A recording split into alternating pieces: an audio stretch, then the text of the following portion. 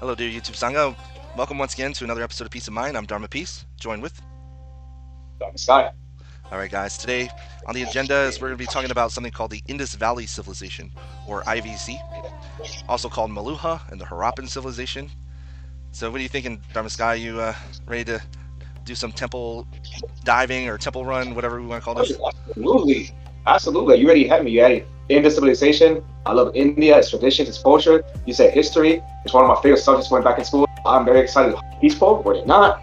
Did they build stuff? Did they not? Well, how were they different than other cultures? I'm ready to dive in, answer all these questions for you, Sangha. Let's get ready. All right, let's get into it.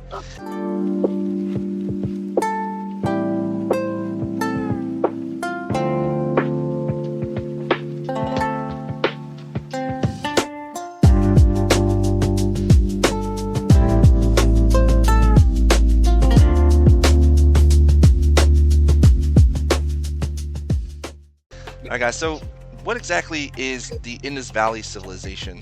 Well, I do have a description. It's a really short one, but so it has several names. I actually, personally, Sky, I like to call it Maluha because that is what the Sumerians called it. They were a contemporary civilization. Sumerians lived like in what is now Iraq, or through the civilizational history, it was called Babylon. So if you read the Bible, you might have heard of Babylon. But actually, Sumer goes further back, and so Sumer is like, yeah, Maluha. Okay, So so that's not the Colombian rapper. Gotcha. It sounded close. yeah. Do somebody base. Yeah, okay. Well, I mean, we could probably talk about that, but but Maluha is the cuneiform name that shows up, and it doesn't show up like once or twice. It shows up quite a bit in the trade records of the Sumerians. So that gives a real legitimacy to the name. And so I like to call things by what they might have actually been named contemporaneously, or meaning at the same time of when they were alive. But other names for it now, or in the sort of scholastic way, is the Indus Valley Civilization. That's the most common. I mean, that's a mouthful. So a lot of people say IVC, but they also call it the Harappan Civilization. However, Harappa is just one like complex of the larger civilization. And Harappa is in what is now Pakistan, in like the northeast part of Pakistan.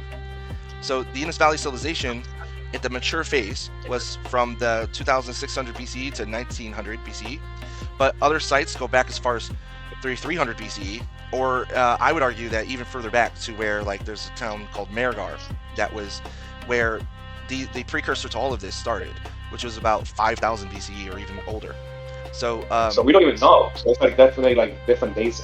So it's still like a possibility it could be even older. yes, yes, and it's often debated and contested. There's strong evidence to why the mature phase actually, and I'm kind of in agreement with why the mature phase was between 2600 to 1900 BCE. It has to do with the circumstantial surroundings of it.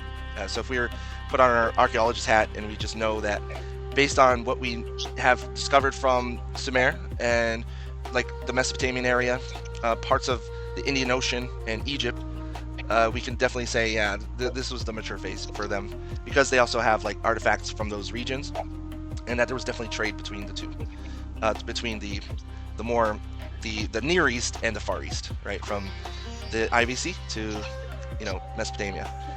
They used to use like seals, like when they did the trade from Mesopotamia and different cultures, they had like seals when they did the seals and stuff, which I found very interesting because I didn't know they had like little seals with different symbolism. Like you see like different animals or something. That's pretty cool when I was doing my research. Yeah, actually, that is actually one of the main ways that we know that they were a living, breathing, and trade-based civilization, is from those seals. So those seals are key to understanding their way of life.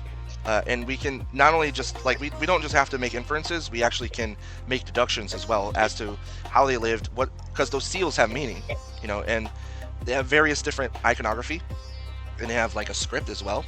However, we can't decipher the script for some reason. Like there's some people who claim they have discovered or have deciphered it, but it's just very, very, very hard to really justify what has been claimed as a decipher. And yeah, it's a very fascinating part of the history of India and the surrounding area, because there's so many like cultural overlapping traits that have been carried on into modern India, and even like to this day, like those regions of Pakistan sort of resemble what the IVC probably would have looked like, only now it's more of an Islamic region.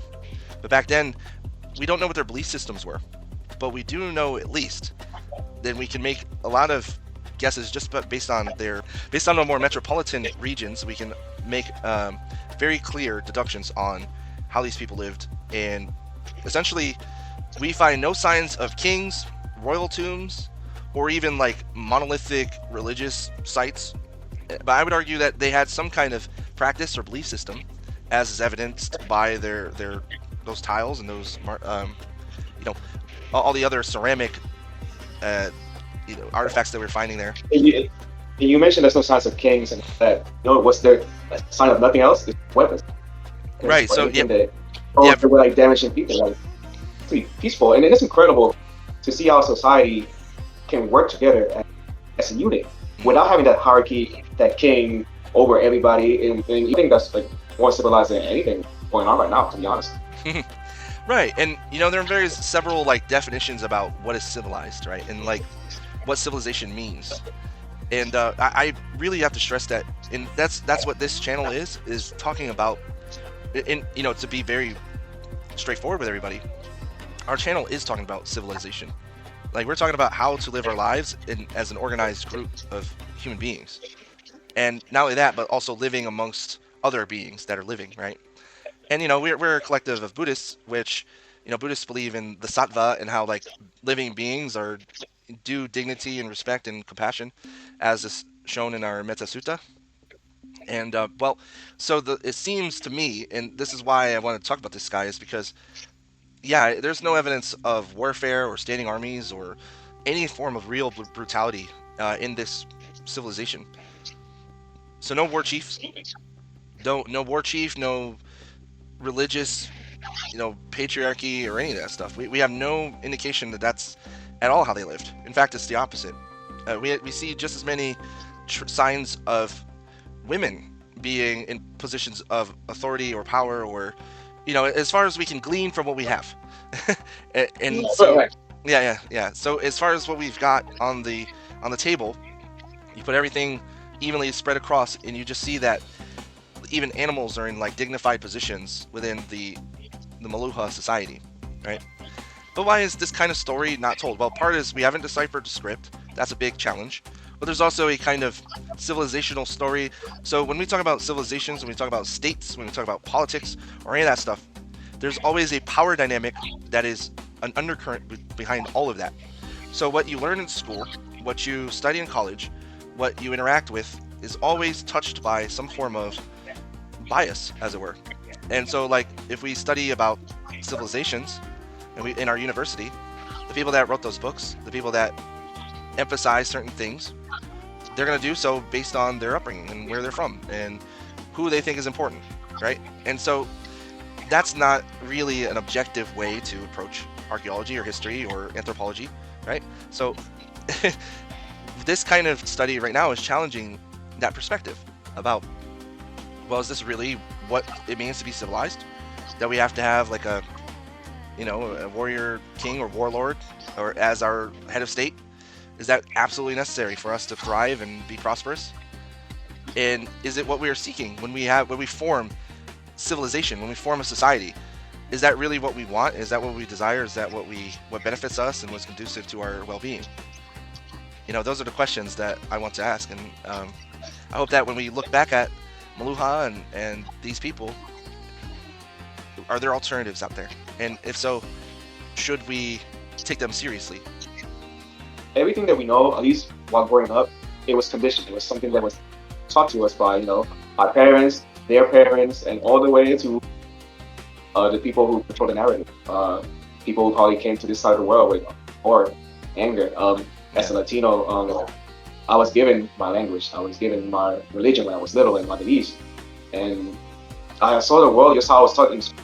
And as you get older, you realize that not only us Latinos, but different minorities around the world, people from Africa, from Asia, they have contributed so much to the world. Great innovations. We talk about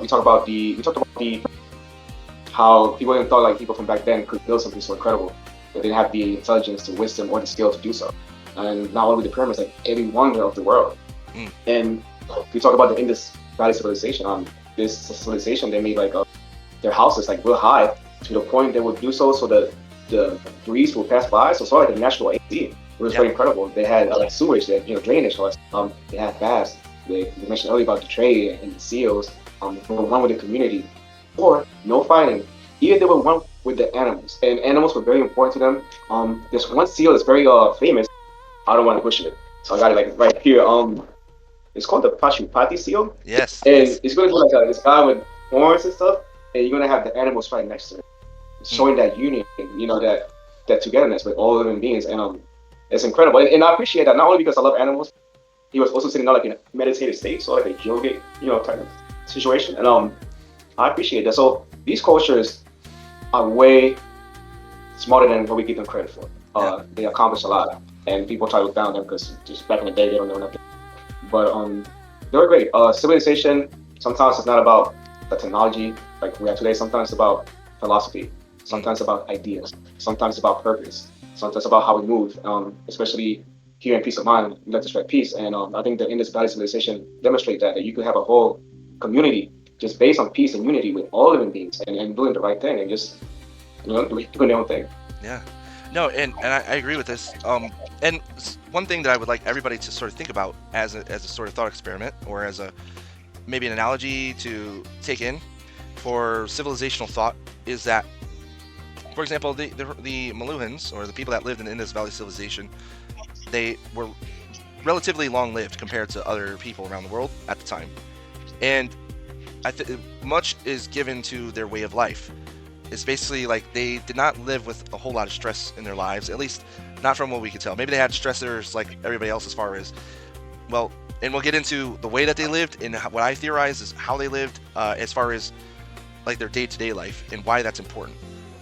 But as you had discussed, like they definitely put some kind of emphasis on the lotus position, which is the yogic meditative state. And it's not just like one seal like the Pashupati seal. There's several depictions of it, even in sculpture. So it's it had to have been present at their time. So it kind of leads into other discussions about, to what extent were they practicing yoga? To what extent were they practicing meditation? But also, yeah, like the well, and also like the architectural features of like where the main structure of the whole of a village or town would always be a bath. And so there was definitely some kind of like cleaning or cleansing sort of right there, because everybody had their personal water sources. Like everybody had like so because people would think, well, okay, so they had a large bath, a communal bath. Okay, so what? Well, everybody had their own personal well. Literally, like every family household had a well that was built into their home, which is so that, guys, for a civilization that old, that is like mind-boggling. Like when like Europeans had nothing like that. Like that, so they also had toilets. Just all that situation in those places, like further away from that, they were Yeah, not as like just yeah. Like in Europe, they struggled with like cleanliness as far as like even just like chamber pots, like where they would have to defecate or urinate into a pot, and just think. So the Indus Valley civilization at that time was like thousands of years ahead. So the scale, I think, of time, I don't think people really understand, like how far back that is. It's mind-boggling. Like, we're in 2026 now, so 2026 years ago was Rome, essentially, like the Roman Republic, right? And so you have to go back another 3,000 years to get to where these guys were at their mature state. So that means that, so you have to go back 5,000 years to cohabit with the Maluhan people. So that tells us right there that they were well ahead of their time, man. Like, it's just insane. And when I'm talking about like chamber pots and poor sewage in Europe, that was just 500 years ago. It wasn't even like, and they were still struggling. I mean, like to this day, I mean, like maybe there's somebody in the deep south that doesn't have a fully working toilet in their house. I don't know, but yeah, I mean, just being straight up honest with you guys. So, but what I'm trying to say is that it's mind-boggling what people like, what maybe the Western like lighter skinned side of civilization would say. Well, it must have been aliens, which is always the fun. which is always a fun As analogy, much as right? I love aliens, I talk about aliens all day, but yeah. Yeah, like aliens is such a fun topic, and yeah, it makes you wonder.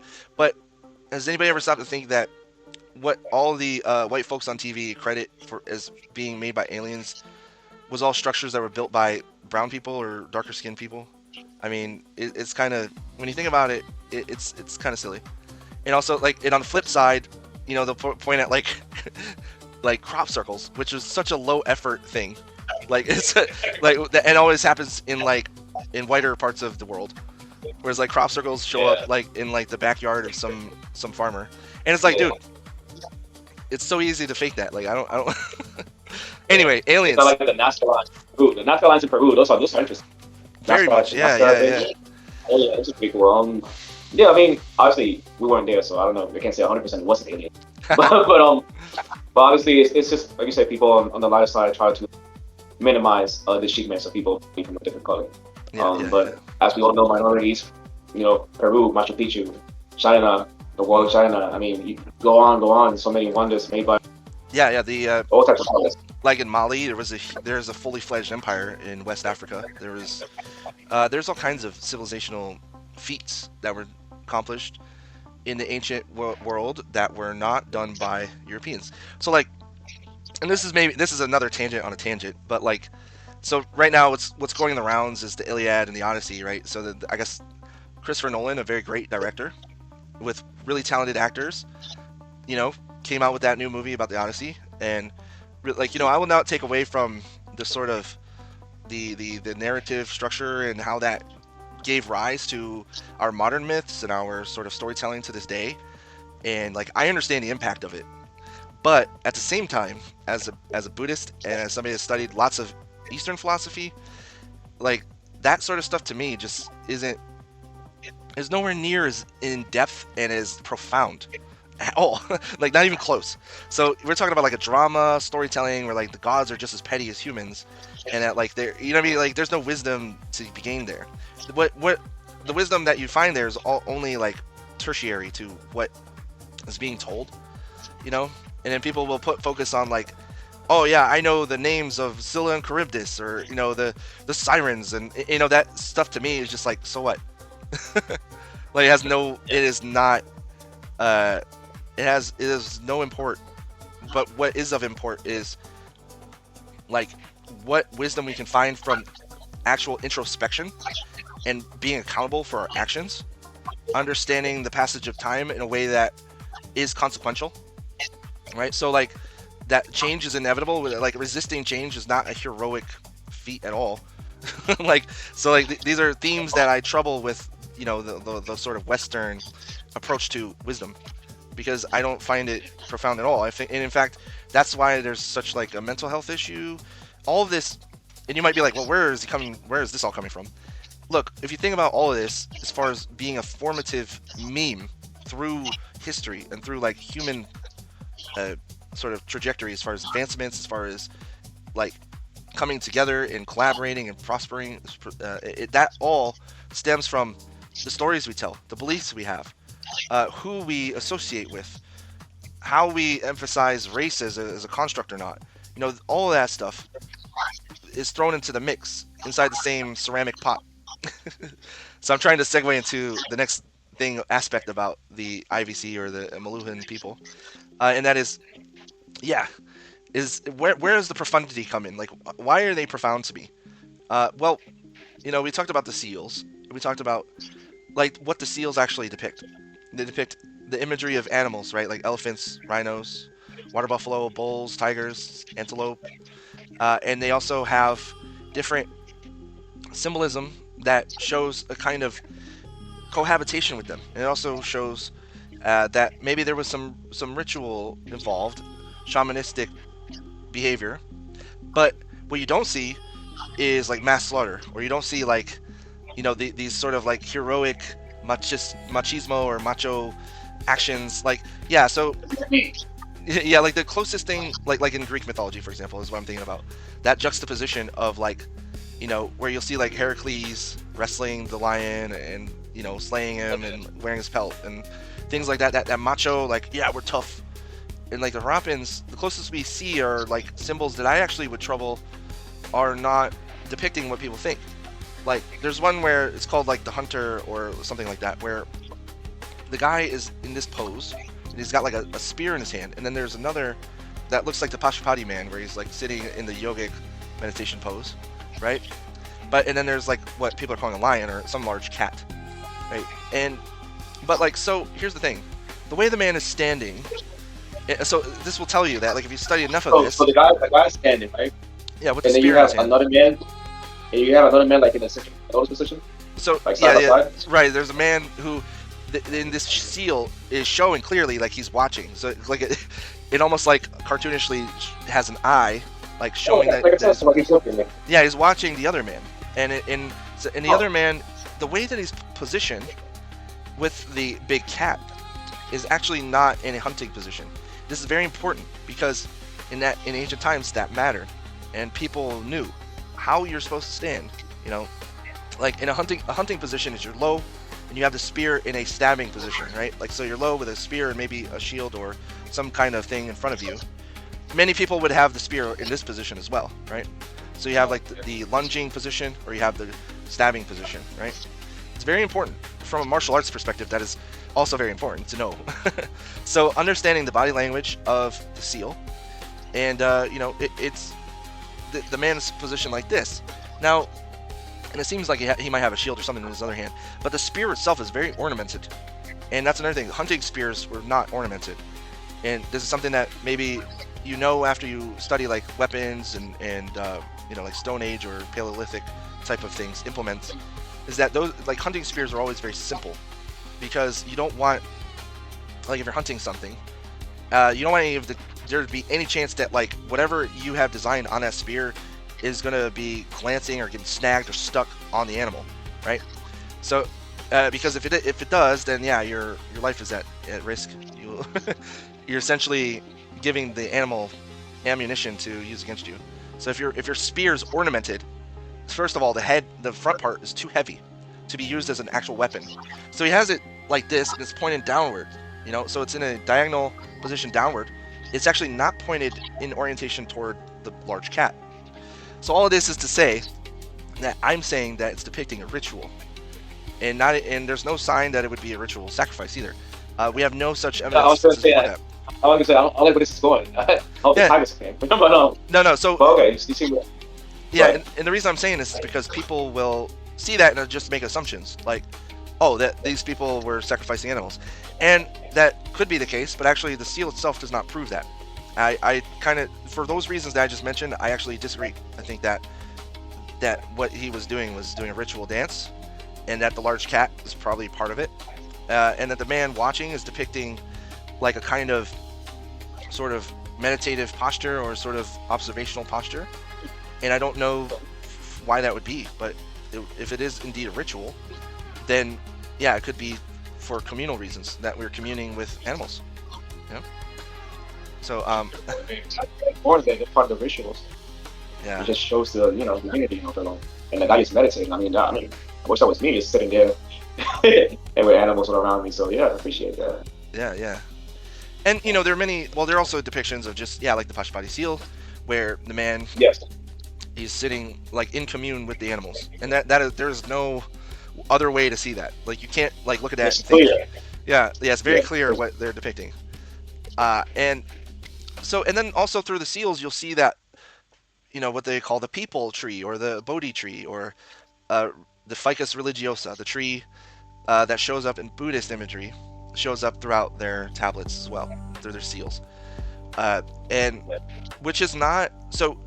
Throughout India, the Bodhi tree was not really a significant sign necessarily, and it's very interesting that it shows up in that region of what is now Pakistan, right? And recently, that region has become more and more arid, and you know, through the sort of like the record of the foliage in that region, or the plants and all that, it begs the question, like, why was this tree chosen for these seals, you know? And it's just a question that I like to ask. Yeah, all trees. I don't know. Maybe it's something that we don't know. Well, you know, the tree itself has become revered by Buddhists and like other.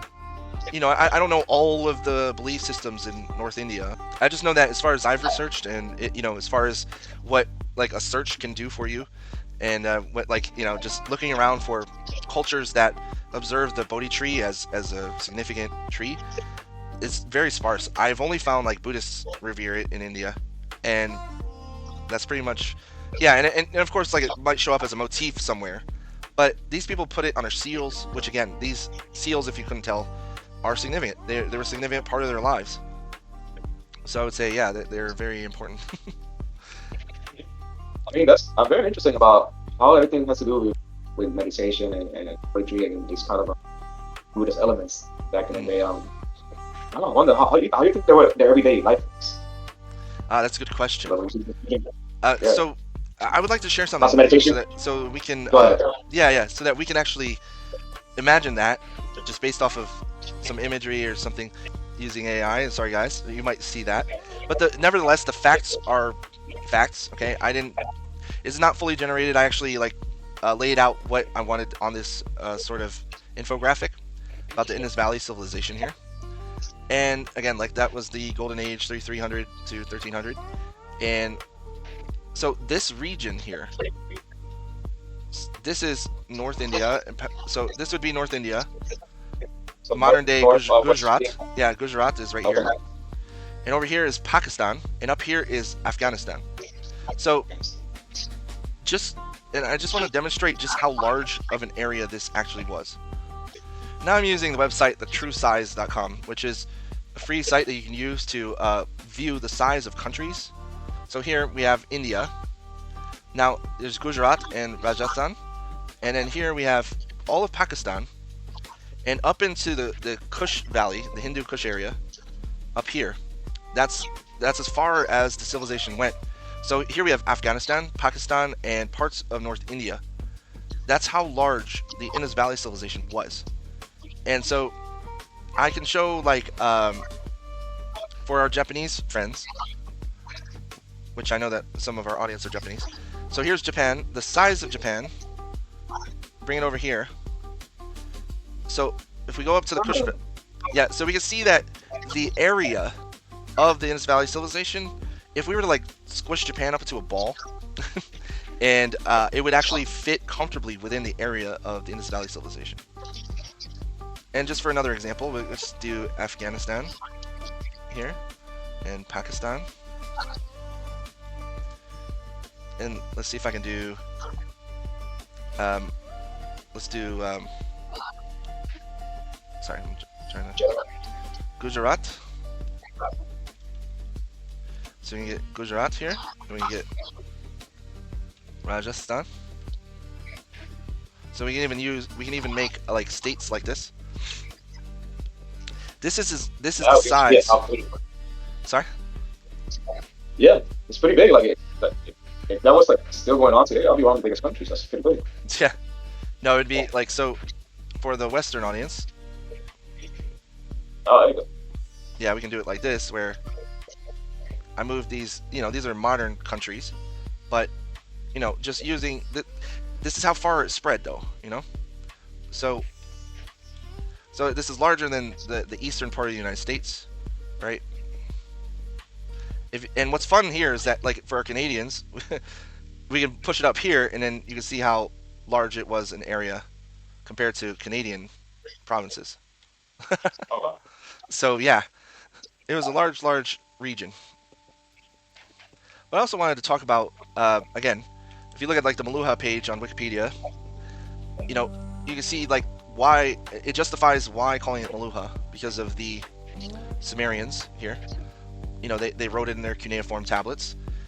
Here we've got an Akkadian label here. They have the same buffalo breed or species as they had in the region, so they must have had these water buffalo by trade. And let's see, the Akkadian Empire also again uses the word Maluha. And here's like a breakdown, Magan Maluha right here. So it's a breakdown of the cuneiform script and them using that same name. You know, so Here is a very interesting tablet. It's a model of the Mohenjo-Daro tablet. It depicts a boat with a central cabin, possibly carrying land-seeking birds for navigation. So these people, showing aspect of their trade, how they got across the Indian Ocean. And here, like, you'll see signs of their script. Like, the script itself is very interesting. These symbols show up often. These sort of like antler-looking seals. And then here, like a fish type, almost humanoid, and here is a human.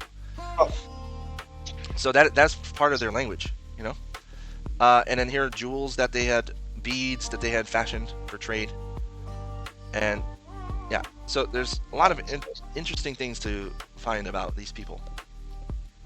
So then it's all started from you, Sky. You asked about how I thought they lived their everyday lives. Well, like that. For that, we have to like actually think about what was said about them, but by contemporaneous people.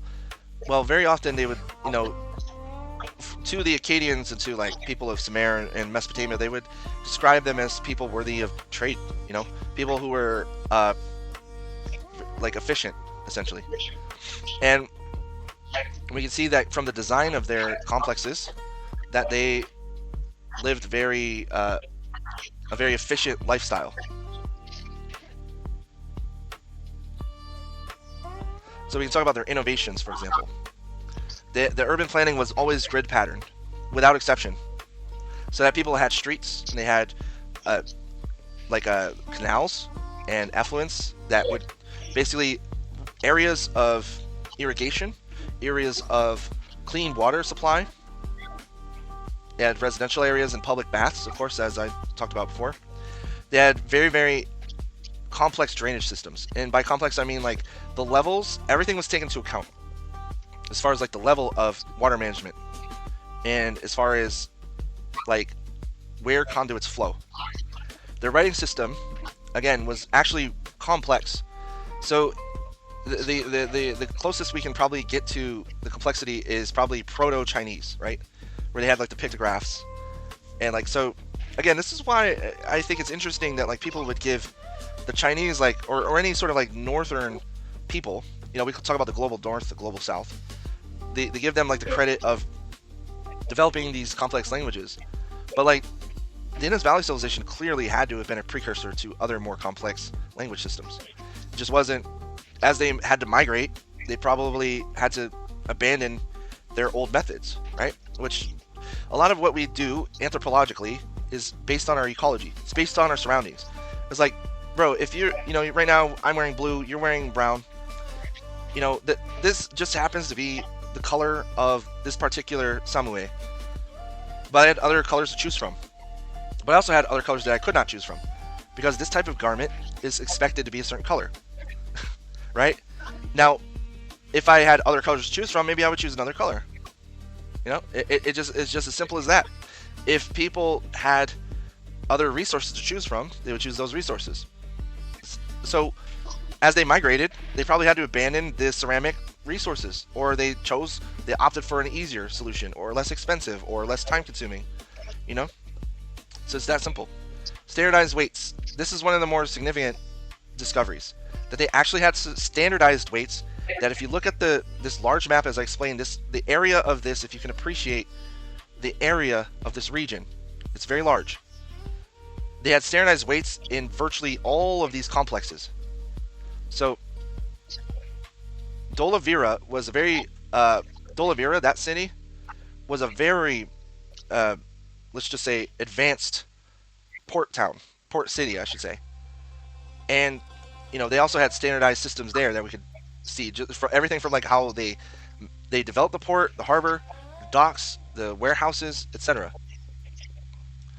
All right, and then we have the maritime trade aspect, of course, as I was leading into, with the seafaring to the Gulf, and then so from Dilmun to Bahrain, which is these are modern day, modern day places now.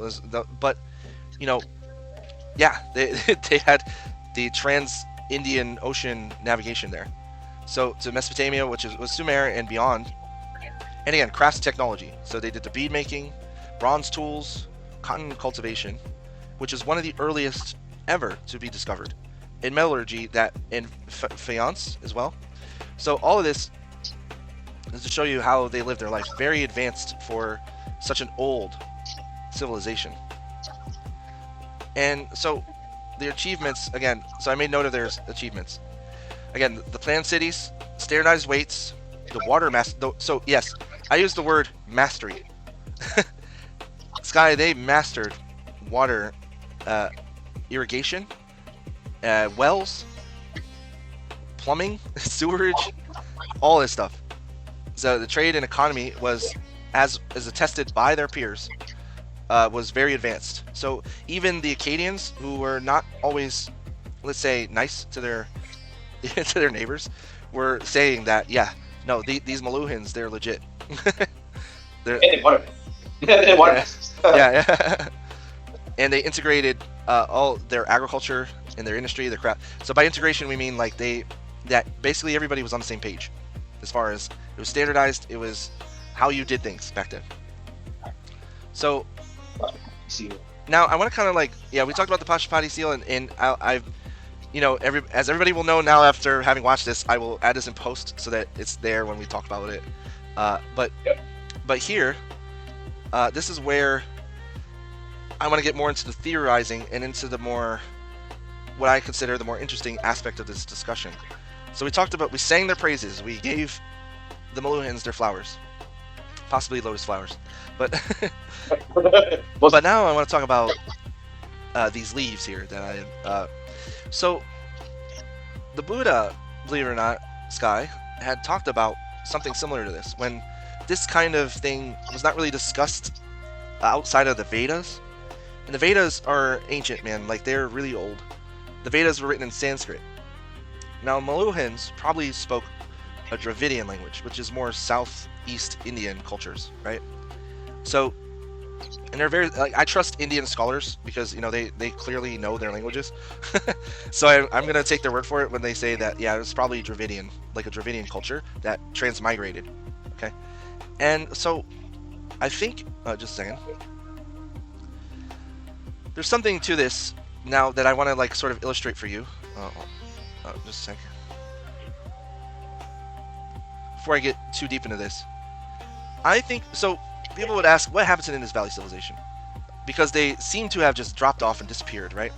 There's not really a lot of record of them from other civilizations. When, you know, other civilizations start cropping up, they had, like, nothing to say about the Maluhans or the Harappan civilization or whatever.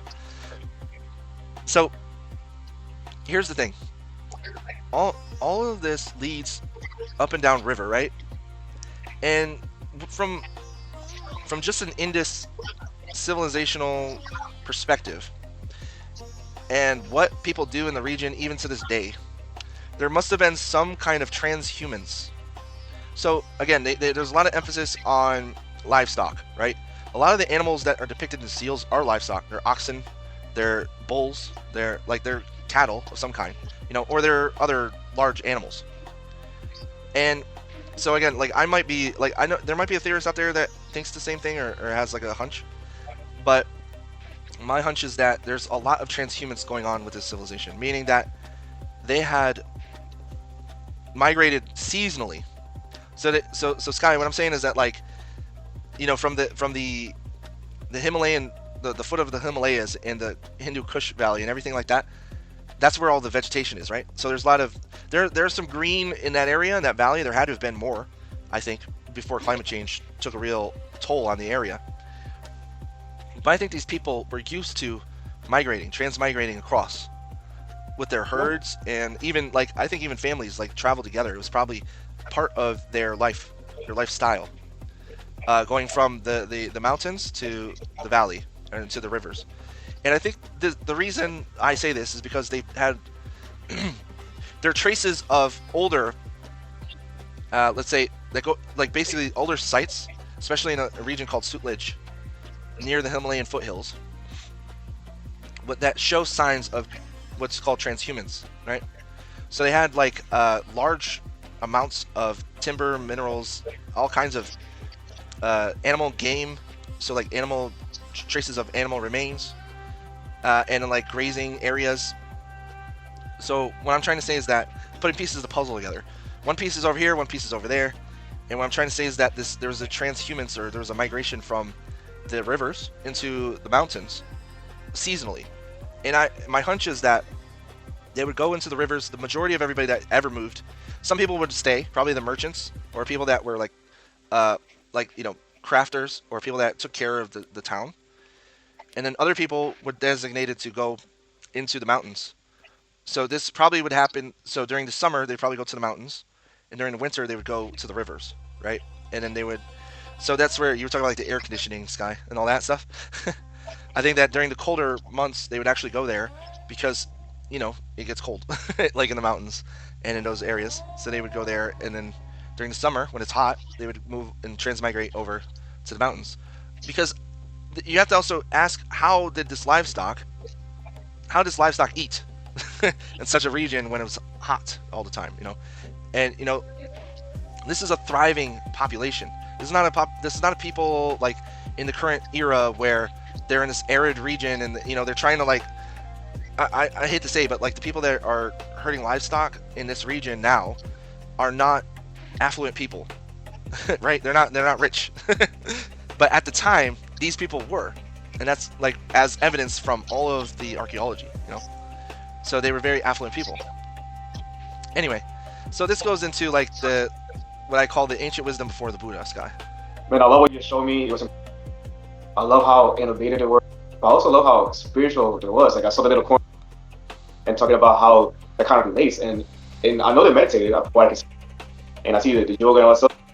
How does it all relate to Buddhism? Can you explain that a little better to me? Yeah. Okay. Well, thanks for the question. So Buddhism, okay, I think about this, and maybe I'm being a little over imaginative, but I don't think so, because the Buddha was very wise, and there are aspects about ancient India that I think people spread through word of mouth, and then maybe the Buddha actually heard through his upbringing and through all of his schooling and being like the Kshatriya prince that he was. But also he spoke very matter-of-factly about there have been other places in the world where someone had discovered the Dharma, and he talked about other Buddhas existing before him, and he even named them. He actually, in the Pali Canon, so I'm talking about like early Buddhism. I'm not talking about Mahayana, where we're Mahayana Buddhists, where like we talk about like bodhisattvas and things like that. But the Pali Canon, they don't really emphasize bodhisattvas or supernatural beings necessarily. I mean, there are like certain figures that are discussed in the Pali Canon, but the fact that he's made it a point to say to the Sangha that there were Buddhas before, and there will be Buddhas after, and that there were like nations before, and there will be nations after, that have discovered the Dhamma. So they understand the truth of the world. And basically he showed us signs of how we would know that they were possibly a dharmic society. So this to me is a sign that, given all the things that we've said about the Maluhan people, and the fact that like everybody says like, oh, well, they don't have like a religious site. Well, remember, if you ask Buddhists, we don't really believe in Buddhism. Like, we don't believe in like a religion. Like, it's not a religion. It's a practice. It could be a religion in a way, but like a personal experience. Like we get the Dharma, of course, we read the sutras and all. It's more about insight and more like inner knowledge and wisdom. Really skillfully. So I agree with him. Yeah, we emphasize cohabitation. We emphasize harmonious relationships, and that is what we are seeing in the Maluhan civilization. We're not seeing warfare, and also we're seeing meditation. We're seeing like that seal I mentioned before of like the man sitting in meditation pose while the other guy is holding a spear with a lion. Maybe that depiction is showing like maybe he's watching him and being like, yo, this dude right here, man. This is what I'm talking about. Pretty cool. That's pretty cool right here. Or what I'm saying. It's pretty bad. You got all this. Oh yeah. Like, we don't know the value statement here of what is being told in that seal. Maybe he's saying it's probably not a good thing to do. Maybe this is the thing to do, and this is the thing not to do. That might be a juxtaposition. Oh, I understand. Yeah. You could be at peace and mindful of that stuff, or you could just be waving stuff around. Just like polarity matters. Okay. So yeah, it could be a ritual, or it could be or a shaman saying maybe not do that, or maybe do that. I don't know. We don't know. But all I'm saying is that we don't see. Wait to the animals, or maybe be at peace with the animals. Right, and what I'm saying is that it's a stark contrast from what we do see, like in like the Akkadian Empire or in Rome, like the Colosseum, where we found like thousands of slaughtered animals for entertainment. We don't see that in the Maluhan civilization. Not even close. Not so. There have been traces of animal remains, but it was never like, it's not like a religious site, and it certainly isn't like a place of entertainment, like where it was like an assembly or But more specifically, Sky, in the Pali Canon, Shakyamuni Buddha says that there are vast periods of time, and he said that in the Mahapadana Sutta, he said that there were 6 previous Buddhas in detail, And then there was the Vipassi Buddha, who lived 91 eons before Shakyamuni Buddha, right? And he bore this. He was born in something called the great city of Bandumati, which was like the capital of King Banduma.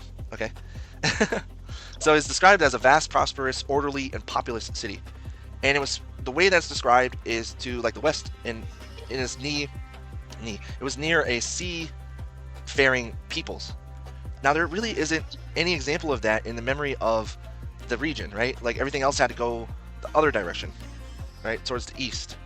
So he's talking about in the northwest, right? But anyway, the Vipassi renounced the household life and attained awakening and proclaimed Dhamma. So great numbers of people entered the monastic life under his guidance. Now, the way that like the people dressed and lived in Maluha is distinct from other regions. Like there's evidence of like that they were almost like minimalist in a way.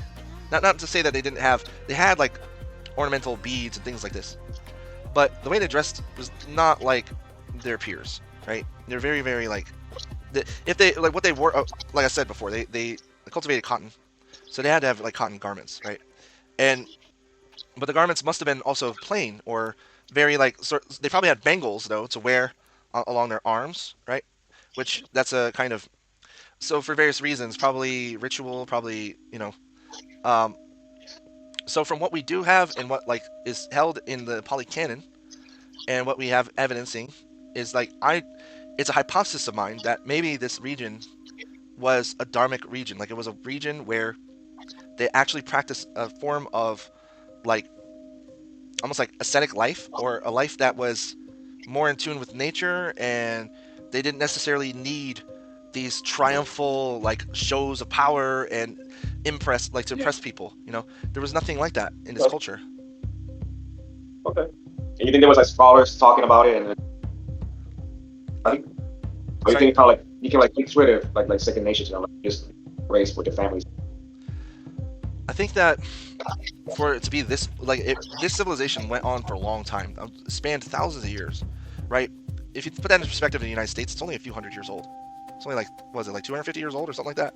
Not even? Yeah. So these people definitely had a strongly ingrained way of life. Yeah. And it was also like, it had to have been like, for lack of a better word, minimalist, because yes, they had like the structures, and they had like the advanced waterways and water systems and sewerage, but they also like, they didn't have, again, like I said, like these grand sculptures, statues, no signs of like spectator aspects, I mean, they definitely had like an assembly, some kind of like arena, but it wasn't, again, what they were doing is nothing like what we see like in Western world, where people have to be impressed and awed and amazed, and like, I think that these people were very chill. I'm chasing dopamine, all the extra stuff. Yes. Go ahead, just enjoy it. But yeah, like so, and I'm sorry, but I just wanted to make one more note, is that the fact is that Buddhism is inextricably linked now to this civilization, because how it was even discovered was, archaeologists thought that they were excavating a Buddhist site, because there was like in Harappa there was like a Buddhist temple monastery on the top, and there was even a stupa that was like placed above it. So, and this is like in Islamic Pakistan that they found this, so it is forever linked to Buddhism either way. So for whatever reason, Buddhist monastics found that site to be a holy site, and so for me it just comes full circle. Some might say it's circular reasoning, but I don't know. What would you say is like the biggest takeaway, like the biggest lesson in the civilization, and how do you feel we could take that lesson and build our community to probably have a similar peaceful, united, front as people today? I'd say the biggest takeaway is that people say, there's no alternative to the way our lives are now. We have called like the great man theory of history, where every world, like every country has to have its great man or like the great leader, and they have to form around that person, and that they have to organize their lives around a narrative of greatness.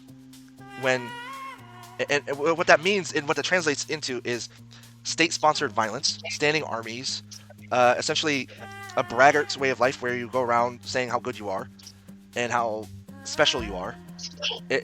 I think that those narratives are something we need to grow out of, and also not like someone would say that this is an inherent aspect of the human condition and what humans are like.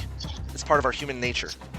And I'm saying that the Indus Valley Civilization, Maluhan people, show us, demonstrate for thousands of years that people were able to live and coexist in a way, not just with other people, but also with animals, that didn't lead towards domination, destruction, death on a mass scale, on pollution, on whatever.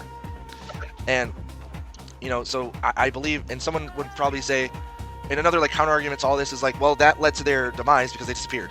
And I'm like, no, actually, no, they didn't disappear, they migrated.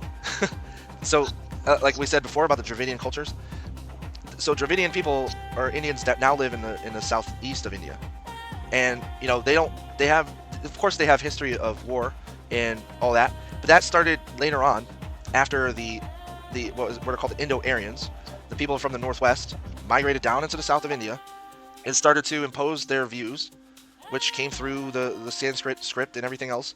This is well documented that northern people from what is now Iran and part of Europe and Eurasia came down into India, just kind of like took over and dominated. And so that's why you see the warrior culture of India now. But that wasn't always the case. Just like with China, it wasn't always the case that China was feudalistic. It wasn't always the case. This just happens. Jomon Japan. Jomon period. So this is way back, but Jomon period it's a long period, dude. It is like one of the longest recorded anthropological examples of like what I would argue civilized life in the world. And of course people would say, oh, it was tribal, or it was shamanistic, whatever. But no, Jomon Japan lasted so long, and their way of life lasted so long, that I'm like, how could that not be civilized? Because the way that they structured their lives were very intelligent. But it was not until like the Yayoi period that they started to see mass like war on a mass scale, and these people were displaced and became eventually what is now the Ainu, or indigenous peoples of the Japanese archipelago. You know, so they were like just displaced by other Asian populations, again, of like lighter complexion, of a slimmer sort of build. They weren't as stocky. Again, it's the same history throughout the world, where you just have marauders, raiders changing the entire structure of society and changing the mindset of how people should live, which it was at once just, you know, equanimous and just like people live serenely, and they saw prosperity in a way that is, you know, like conducive to well-being, as opposed to like prospering is at somebody else's expense, right? Like we are the greats, we are the great, like I'm the great person, I'm the great man because I'm ruling over these people. I don't think that's necessary, and I think that we need to come to that realization, because the way that we're living now, so the Indus Valley Civilization faced climate change, but it was not human caused. But the way that we're living now, we are displacing ourselves. Where the economy is doing terrible.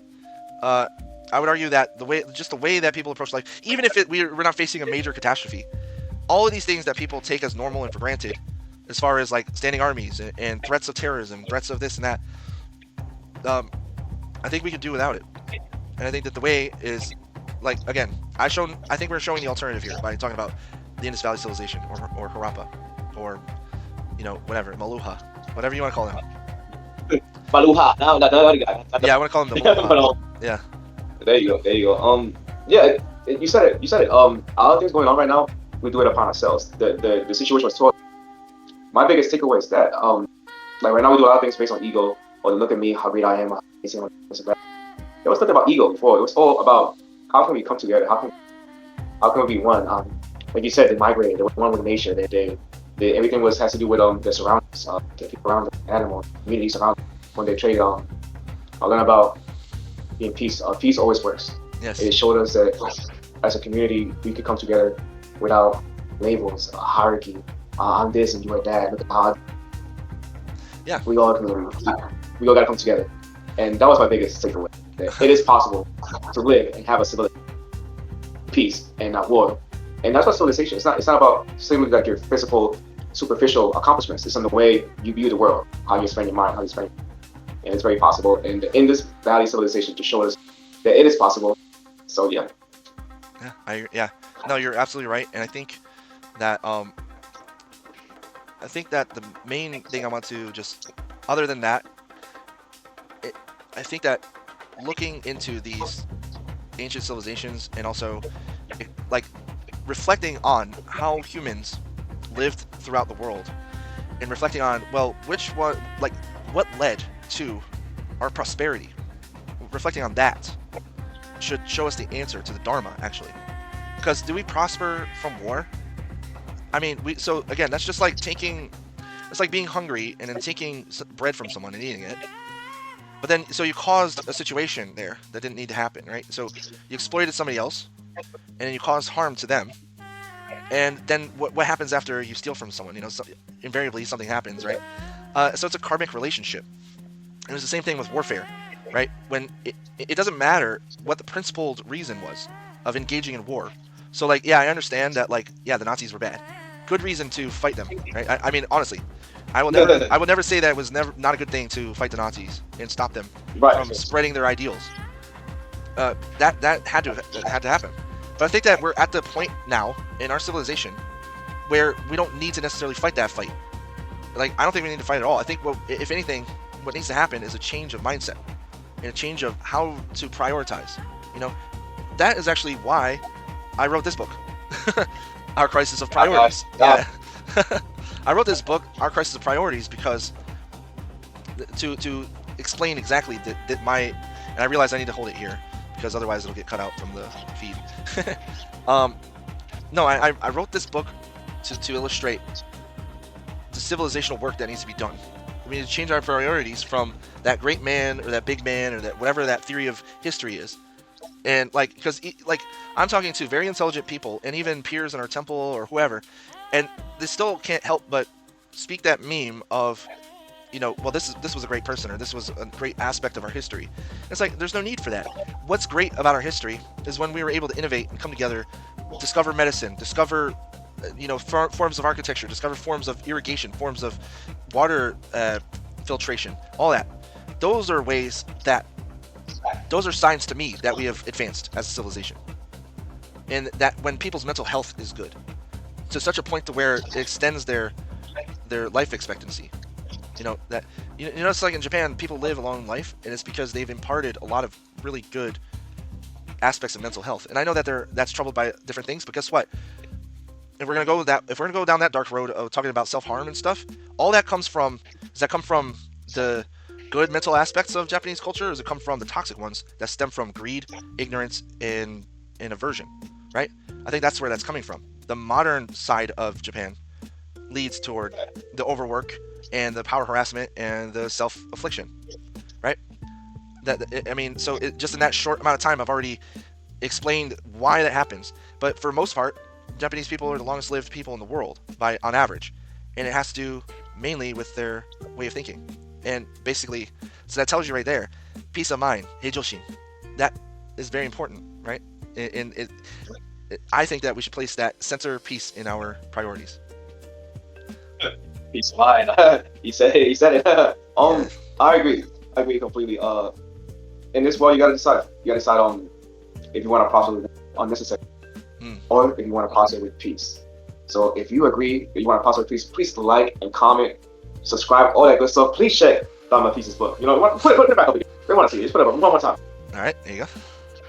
Please check it out. Hello, Sangha. Like I said, please check out the book. What I learned, we gotta be a civilization, like the Indus Valley Civilization, peaceful, more unified, more together. If you agree, again, it's please like, subscribe, and you guys have a beautiful, peaceful, and wonderful day. This is Dharma Sky, Dharma Peace. Much blessings, peace of mind. Let's go. All right, guys. Thank you so much.